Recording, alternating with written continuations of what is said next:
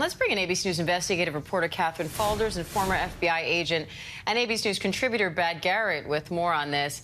Katherine, this DOJ filing to keep the affidavit sealed makes clear that this is an ongoing criminal investigation with national security implications and that a grand jury is involved. So what does that all tell you?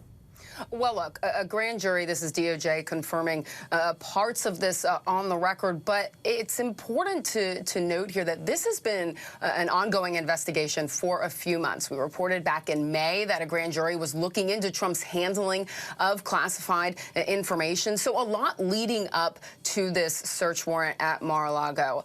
Diane, look, we had the grand jury reporting and then the visits by the FBI agents in June. The video that Terry mentioned there that they're scrubbing through, that led up to this. So this has been something that has been meticulous, ongoing. They found different pieces of evidence along the way that is potentially in that affidavit that, of course, Trump is calling be unsealed.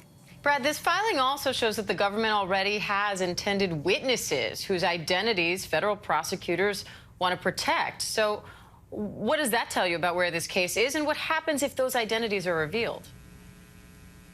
Well, it's actually common in cases, Diane, to have sources that give you direct information about action, things people have said. When I say action, they've actually been there when the person has done whatever the allegation might be. And let's face it, this is such an explosive case. Having those names out there, it creates all sorts of issues about intimidation, threats, and it's the last thing you want in an investigation. The bottom line is, you can imagine how difficult this case is to investigate. If you release the probable cause affidavit, I'm not sure how they could go forward because of the number of people then blasting out into the media what they perceive and what they think this is, and isn't it awful? I mean, this tension that we have going after FBI agents, etc., I think would even get bigger. Do you think this is a legal strategy by Trump's team to make this request, Brad?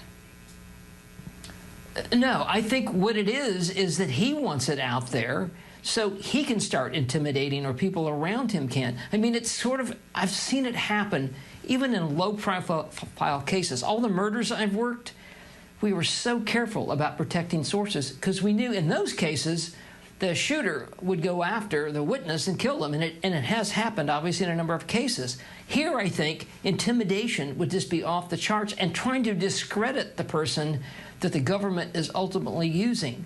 One final important point is, for them to ever have gotten to this point, Diane, they have really got a lot of evidence, perhaps against the president, perhaps people around him.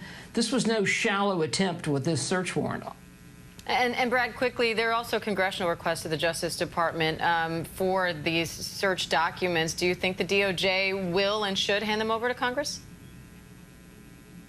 I don't know. I think you're talking about I assume the Judiciary Committee, where they will, or the Intelligence Committee, where they have clearances. But I don't know why they need to know that.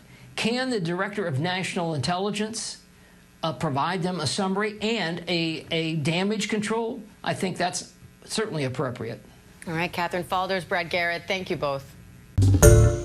Hi, everyone. George Stephanopoulos here. Thanks for checking out the ABC News YouTube channel. If you'd like to get more videos, show highlights, and watch live event coverage, click on the right over here to subscribe to our channel. And don't forget to download the ABC News app for breaking news alerts. Thanks for watching.